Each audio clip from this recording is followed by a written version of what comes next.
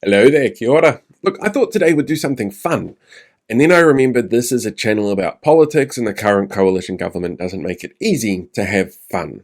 Although it does make me laugh that Winston Peters is lambasting Rawiri Waititi for the spelling of the word rain, making it seem like Winnie is a stickler for spelling. It's got to be a word for a grammar authoritarian like that. But he's also conveniently forgetting that Winston is actually spelled on his birth certificate like it was written in the 1500s, with a Y instead of an I. Or that the party captured by conspiracy theorists who rage bait over culture war topics to harm minority groups is saying David Seymour shouldn't be caught up in blind ideology. And there's a terrible and sad irony in that line which seems to completely miss ye olde Weinstein. But it did give me an idea for today's video. I'm going to show you how to spot left and right wing framing in media presentation on social media, specifically Facebook, because almost 60% of Kiwis get their news from Facebook. So it is significant how news is presented there. Across social media platforms, there's always going to be updates happening to algorithms that mean that the way content is shared is given different priorities. And right now, the trend on Facebook is that a still image post with a link in the comments is going to generally net creators a wider audience and more engagement on platforms. And Facebook is still the most used social media platform in the world. It's the method used by right-wing private media outlets under the NZME banner and Radio New Zealand, although One News still just posts article links, and Stuff famously doesn't like Facebook.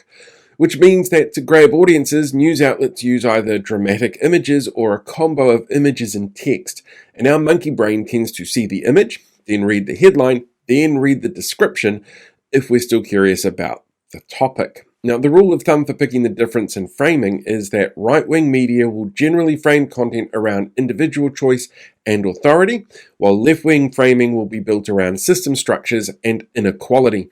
The right's going to talk deterrence and toughness, the left talks about root causes. Right-leaning media is going to push pro-business narratives, and the left is going to push pro-community ones, while right-framed media will have an authority figure as a hero, and left-framed media is going to have a community or social worker figure as a hero. That need for an authority figure for framing on the right is actually part of the reason why an AstroTurf group, one with links to some dodgy industries, gets prominence in a headline like this on a clearly biased right-wing media outlet.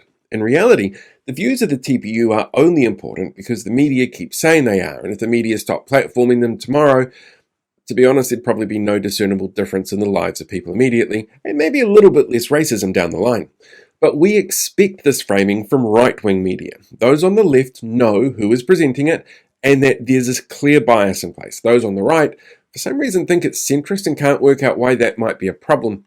But we have different expectations for two specific state-funded outlets, Radio New Zealand and TVNZ. There's a belief on the right that these outlets are left-wing, after a survey from the same people that the right keep platforming that would be powerless if they stopped, did a leading survey that found people considered their bias left-leaning in 2023, undertaken by a company that refused to meet industry guidelines on not creating leading questions in its polling. So they chose to leave the regulatory organisation so that they could continue doing what they were doing. Other research, like the AUT Annual Trust in Media Report and Radio New Zealand's own Audience Update reports, show audiences generally trust these two outlets because of a wider perception of an unbiased presentation. And it's important to note here that, like all of us really, what we present on social media is an editorialized snapshot. Their websites, radio and TV presentations are different, with different priorities and methodologies based on delivery systems. But a quick look at the RNZ posts on Facebook over the past 12 hours, well, they show a pro-housing right-wing story, pushing individual responsibility on the best way to wash your clothes, authority figure given position of importance overriding community concerns, straight up government narratives on fixing the basics on bikes being allowed on footpaths. Authority figure Winston says, authority figure Met Service says, individual responsibility on taking charge of health issue, and family responsibility for decisions around child poverty. In fact, the only thing that they had on there that was framed as a community first piece was looking at systemic issues worsened by the government's recently announced policy on move-on orders.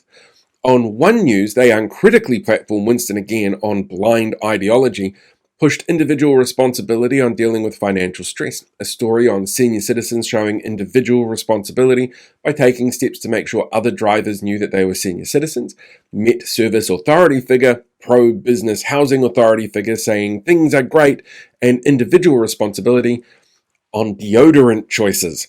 And don't get me wrong, sometimes the framing makes sense. Massive change in the weather is coming. Get in an authority figure on the weather to talk about it. But the choice of framing is a tool that we can use to spot a bias and the agenda an outlet is presenting to the public.